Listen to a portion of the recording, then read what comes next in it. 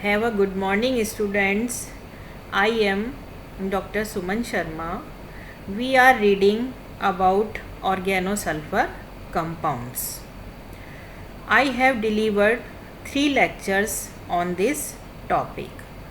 First lecture was on thiols, and then we studied thioethers, and on the last turn we have gone through sulfonic acid, and today I will teach you sulfonamide. It's a introduction of sulfonamide.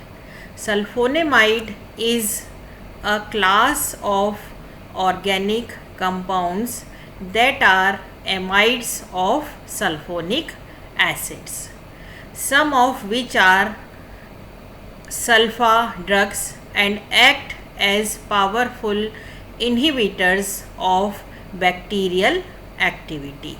Examples are sulfa diimidine and sulfa diazine, right? Sulphonamide जो है वो sulphonic acid के amide होते हैं, right? और इसके जो example हैं वो है सल्फा डाइइमिडीन एंड सल्फा डाइएजीन, और इनकी जो एक्टिविटी होती है ये आपका बैक्टीरियल एक्टिविटी शो करते हैं, right? Now in this slide prontosil, right? इसका नाम प्रोंटोसिल क्यों दिया गया है? Building on Ehrlich's early work, Gerhard Domagk, a medical doctor employed by a German dye manufacturer, made a breakthrough discovery by finding that a dye known as Prontosil, right, dosage orally was effective in curing life-threatening streptococci infections in humans, right? इसलिए इसको हम प्रोंटोसिल नाम देते हैं. He made the discovery in a desperate but successful attempt to save his daughter who was dying of a streptococci infection, right? ये आपके scientist हैं, एक जर्मन जो है वो German bacteriologist and pathologist who have awarded the 1939 Nobel Prize for Physiology or Medicine for his discovery and announced in 1932, right? ये जो है अवार्ड जो है वो 1932 के अंदर तो अनाउंस हो गया था, और नोबल प्राइज़ जो है वो फिजियोलॉजी एंड मेडिसिन के अंदर इनको 1939 के अंदर मिला था. Of the anti bacterial effect of prontosil, the first of the sulfonamide drugs, right? Now come to the next slide. अब यहाँ पर हम बताते हैं डिस्कवरी ऑफ सल्फोनेमाइड. सल्फोनेमाइड की डिस्कवरी कैसे हुई, जैसा कि अभी हमने पिछली वाली स्लाइड के अंदर भी बताया है. ये नाम यहाँ पर आ रहा है prontosil. It means, pronto means red, है ना, एजो डाई, ठीक है? इसका जो मतलब है वो क्या है? Red azo dye. Pre-treatment of bacteria before infection, no effect, but subsequent administration to mice survival, right? सबसे पहले जो है चूहों पर इसका जो है वो ट्रीटमेंट किया गया था. In vivo activity but no in vivo vitro activity, right? अब यहाँ पर ये जो है वो प्रोंटोसिल रेड, ये डाई है, इसको लिया गया है इन वीवो, ठीक है ना? इसका जब इसकी रिएक्शन होती है तो यहाँ पर सल्फोनेमाइड बनता है, ठीक है? अब prodrug active in vitro after reduction, ठीक है? रिडक्शन के बाद ये जो है डाई फॉर्म होती है. Sulfonamide first shown active in vitro by Fourneau 1935. Specific for streptococci, not other pathogenic bacteria, right? Only tested in humans by necessity. Nobel Prize in 1939 to Domag, right? ये हम लोग पिछली स्लाइड के अंदर बता चुके हैं और यहाँ पर हमने इसको बता रखा है कि जब prontosil red in vivo reaction करता है तो सल्फोनेमाइड का फॉर्मेशन होता है. Now come to the next slide. अब यहाँ पर ये है मैकेनिज्म ऑफ एक्शन. इसका क्या एक्शन होता है, उसका क्या जो है वो क्रियाविधि है. ये जो है वो वुड्स ने जो है 1940 के अंदर इसको बताया था. Followed up on observation that bacterial extracts blocked bacteriostatic effect of sulfa, right? Suggested that sulfonamide was a mimic for a bacterial metabolite and that it was PABA. इसका नाम जो दिया था वो PABA दिया था, right. First example of a competitive enzyme inhibitor as a drug. और ये है आपका इनहिबिटर और सबस्ट्रेट. ये यहाँ पर हमने बता रखा है. ये है सल्फोनेमाइड और ये है आपका पैरा एमिनो बेंजोइक एसिड. ये दोनों जो हैं वो इसके सब्स्टिट्यूट है, राइट. तो ये क्या है, मैकेनिज्म ऑफ एक्शन हमने इस स्लाइड के अंदर बता रखा है. नाउ इन दिस स्लाइड ये इसका पूरा मैकेनिज्म है, सल्फोनेमाइड मैकेनिज्म. ठीक है, कैसे जो है वो सल्फोनेमाइड का फॉर्मेशन होता है. ठीक है, ये हमने यहाँ पर अभी हमने बात करी PABA की. ठीक है, ये जो है आपके दो रिएक्टेंट हैं. जब इनकी रिएक्शन करवाई जाती है डाई हाइड्रो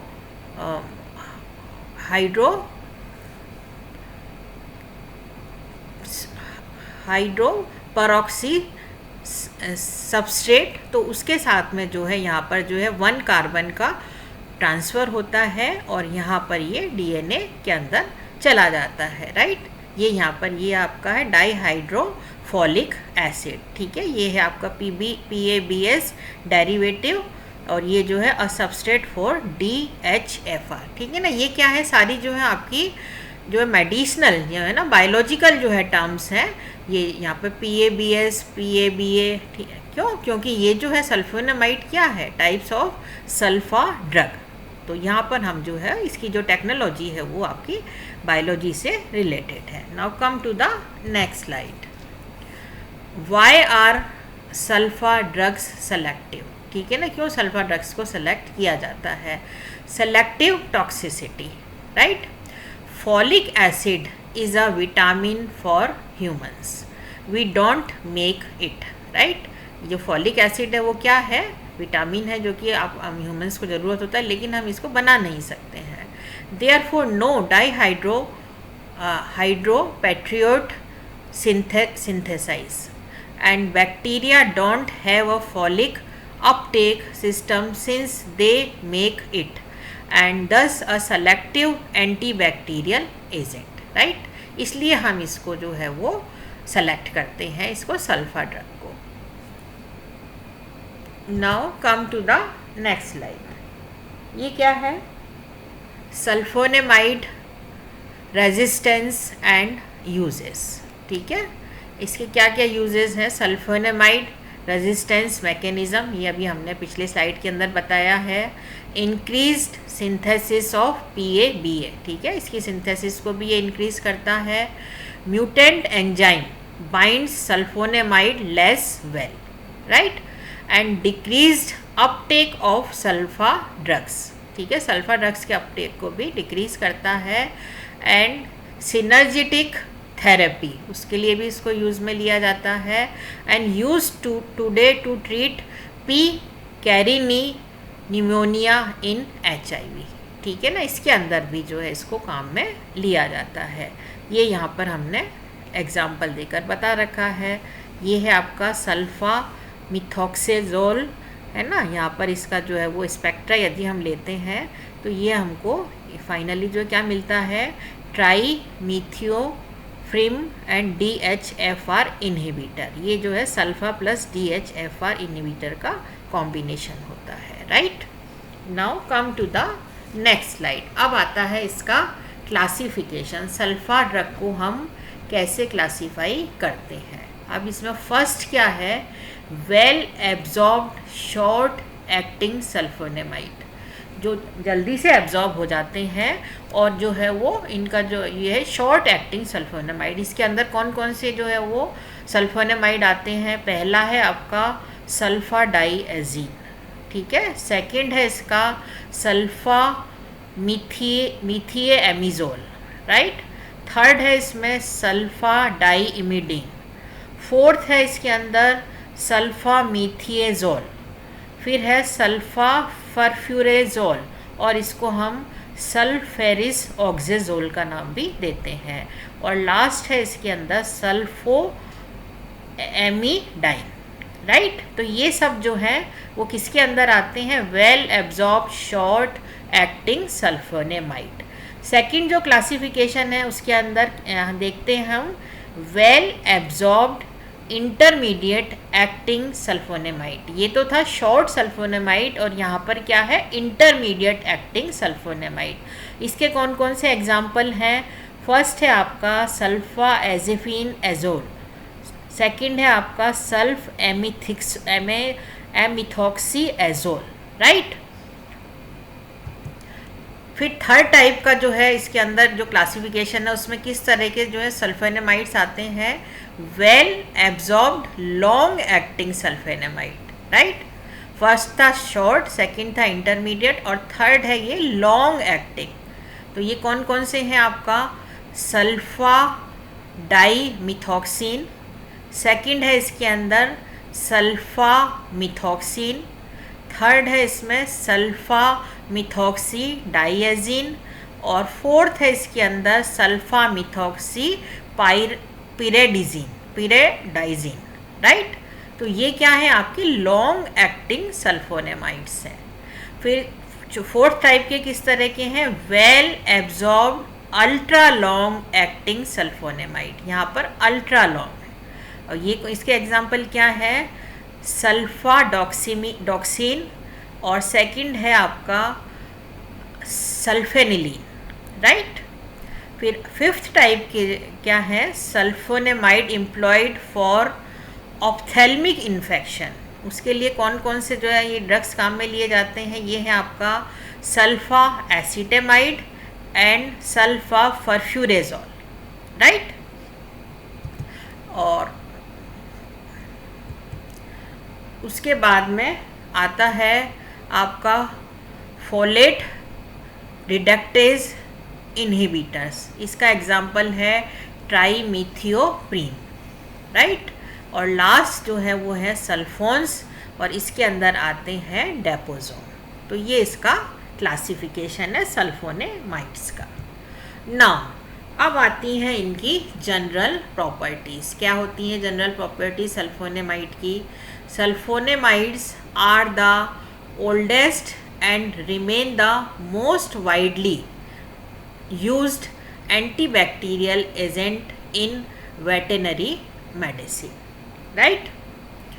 Second है chiefly because of low cost and their efficiency in some common bacterial diseases।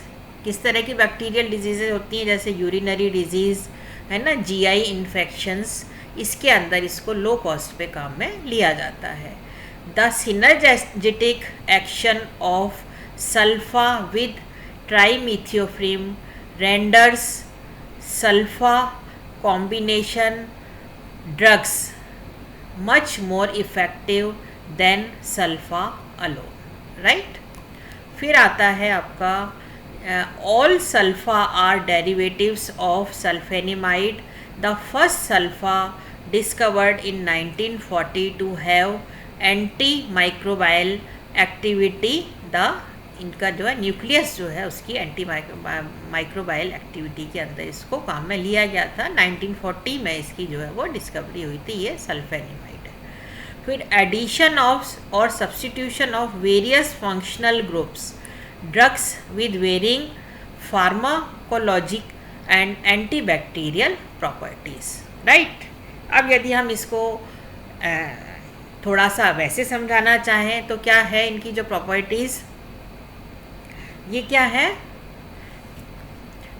Medicinal इनका यूज़ होता है, जैसा कि अभी हमने स्लाइड के अंदर पढ़ा है, इसकी जो जनरल प्रॉपर्टी होती है। अब दूसरी जो चीज़ है वो क्या होता है, ये क्या है, क्रिस्टलीय ठोस होते हैं। इनके जो मेल्टिंग पॉइंट होते हैं वो बहुत ज़्यादा तीक्ष्ण होते हैं, इस कारण से हम इनको जो है वो एमीन्स के परीक्षण के लिए भी काम में लेते हैं। ये हम जो है वो केमिस्ट्री के पॉइंट ऑफ व्यू से बात कर रहे हैं। फिर दूसरा इनका जो नेचर होता है वो एसिडिक होता है, अम्लीय प्रकृति के होते हैं, और ये क्या है, क्षार के साथ में क्रिया करके लवण बनाते हैं, राइट। फिर इनकी अम्लीयता के कारण ही इनका उपयोग जो अमीन्स हैं उनको जो है सेपरेट करने के लिए, पृथक्करण के लिए हिंसबर्ग विधि में इनको काम में लिया जाता है। फिर जब इनका जल अपघटन किया जाता है तो अम्ल के जलीय अपघटन के साथ गर्म करने पर सल्फोनिक अम्ल और अमोनिया के अंदर अपघटित हो जाते हैं, राइट। तो ये तो हमने आपको जो है वो केमिस्ट्री के पॉइंट ऑफ व्यू से बताया है कि इसकी क्या प्रॉपर्टीज़ होती हैं। अब हम देखते हैं कि all sulfa are white crystalline powder, ठीक है, ये सभी जो है वो सफ़ेद जो है क्रिस्टलीय सॉलिड होते हैं, एक्सेप्ट सल्फा क्विनोक्सेलिन, ठीक है, इसका जो कलर है वो येलो होता है।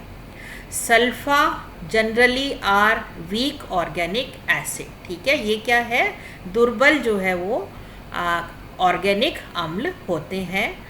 इनसॉल्युबल इन वाटर, पानी के अंदर ये नहीं घुलते हैं, but much more soluble in alkaline aqueous solution, लेकिन इनकी जो सॉल्युबिलिटी होती है वो एल्कलाइन एक्वस सॉल्यूशन के अंदर अधिक होती है।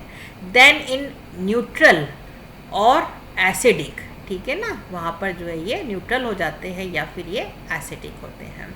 Solubility enhanced when sulfa formulated as sodium salts और in solution of more alkaline pH, यानी highly irritant होते हैं। फिर water soluble sodium और disodium salts used for paternal adenist, right। ये जो है वो वाटर soluble सोडियम या डाइसोडियम सॉल्ट जो है इनका यूज़ जो है पैटर्नल एडनिस्ट के अंदर किया जाता है। फिर है sulfa tends to undergo crystallisation in urine, ठीक है ना, एसिड पीएच को ये बताता है, specially in man and carnivorous animals, ठीक है ना, किसके अंदर पता पड़ता है, मैन के अंदर या जो कार्निवोरस एनिमल्स होते हैं उनके अंदर इसको हम पता लगा सकते हैं, एसिड पीएच का जो है वो पता पड़ जाता है। इसको हम जो है क्रिस्टैल्यूरिया भी बोलते हैं। फिर आता है टू मिनिमाइज